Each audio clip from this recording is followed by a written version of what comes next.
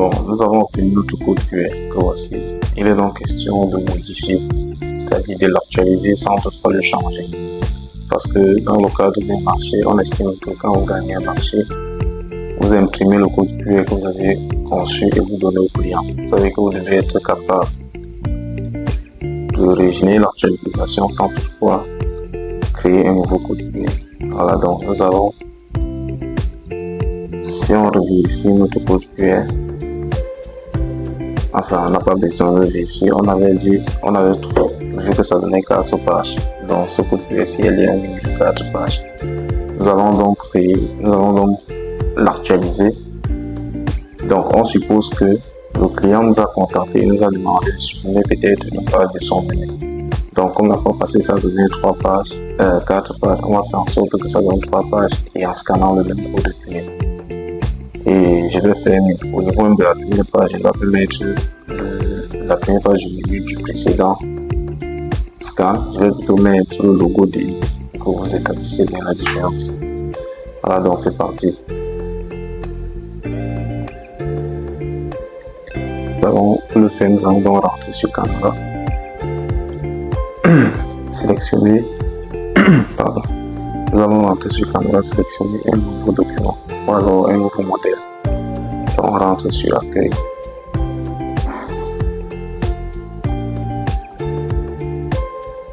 On rentre sur Accueil.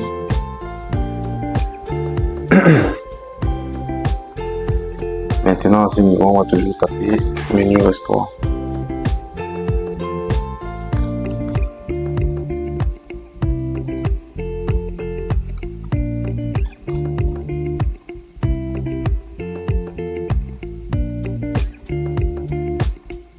Ok, on va donc prendre un menu, un modèle et aller customiser.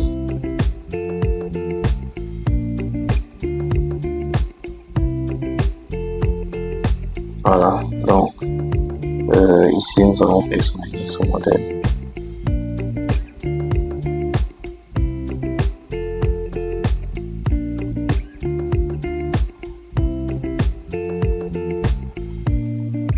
On va ajouter une nouvelle page et supprimer l'ancien. On va cliquer sur importer afin de choisir le fichier.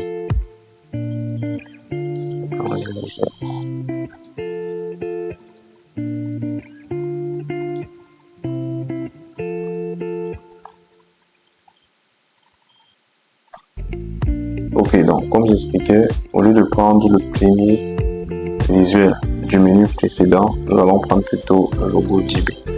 Voilà, pour mieux établir la différence. Donc, on va prendre le logo JB ici et on va l'agrandir. Voilà, vous allez voir qu'après, en scannant le même code QR, la première page sera le logo JB au lieu d'être la première page du menu qu'on avait ici. Donc, on va ajouter une nouvelle page. On va prendre donc la deuxième page du menu. On ajoute une troisième page et on prend la troisième page du menu. Voilà, donc voilà nos 3 pages. Le menu précédent avait 4 pages, c'est-à-dire les 4 pages-ci. Maintenant ici, on veut démontrer la différence en actualisant le menu, c'est-à-dire en mettant plutôt 3 pages et avec la première page que le logo JB au lieu d'être le menu. Voilà, donc il faudrait qu'en scannant ce même code QR qu'on a obtenu, qu'on obtienne exactement une première page qui est le logo, une deuxième page et une troisième page. Donc, j'espère qu'on a bien compris. Dans ce scannant, on aura 3 pages au lieu de 4 pages comme dans le premier scan. Donc, quand on a fini donc de paramétrer nos fichiers, on va donc télécharger.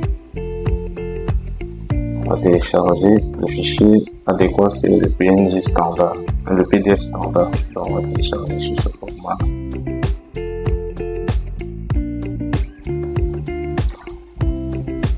Ok, nous allons donc télécharger nos fichiers. Si on clique ici, on va retrouver le fichier. Maintenant, la prochaine étape, c'est d'aller nommer le fichier en question. Donc, on va cliquer là. Donc, on va le nommer. Le nommer par exemple, on va dire l'utiliser.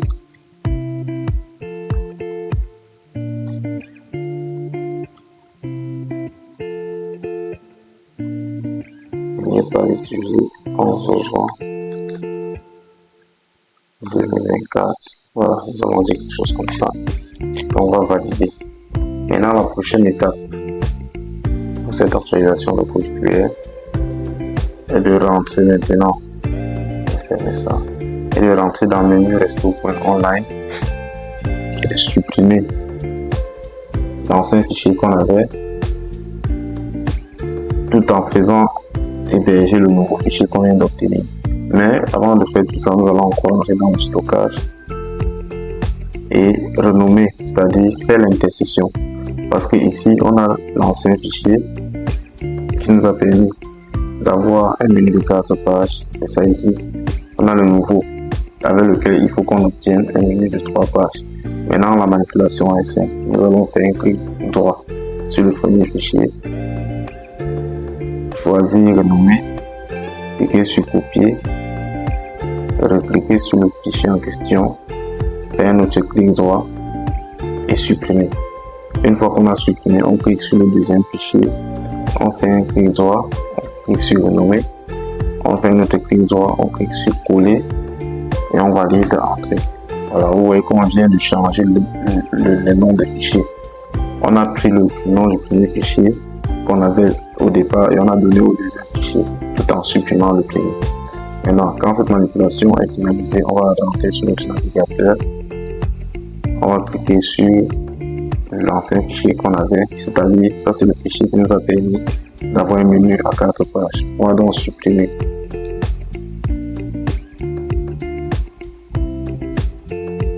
Ok, on va supprimer et maintenant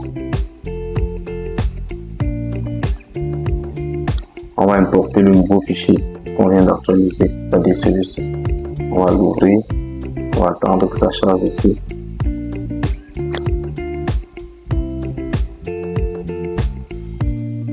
Parfait, une fois que ça a chargé, on va cliquer dessus pour l'ouvrir.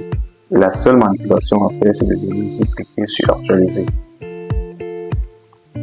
Très bien, donc voilà qu'on a actualisé notre code QR, c'est-à-dire en actualisant ce menu-ci, on a actualisé notre code QR. Voilà. Donc, ce qu'on va faire, c'est tout simplement de rentrer sur notre code QR de départ et de scanner. Et en scannant, il faudrait que ça nous donne 3 pages. Il y avait une première page qui porte le logo d'eBay, au lieu d'avoir une première page qui porte le menu comme dans le scan précédent. Voilà, donc on va vérifier ça ensemble. Je vais prendre mon téléphone et nous allons scanner rapidement notre même code QR et voir si les modifications ont été implémentées. Donc, nous allons enregistrer l'écran de... Nous allons filmer l'écran de notre téléphone tout en scannant le code QR. Et il faudrait qu'en scannant, on obtienne exactement les 3 pages qu'on vient de paramétrer. Voilà. Donc, très bien. Donc, vous voyez bien qu'on a 3 pages et la première page est le logo. Tout simplement. Voilà. Donc, voilà, ça veut dire qu'on a actualisé notre code QR et ça a marché. Parce que quand on avait scanné la première fois, ça donnait 4 pages.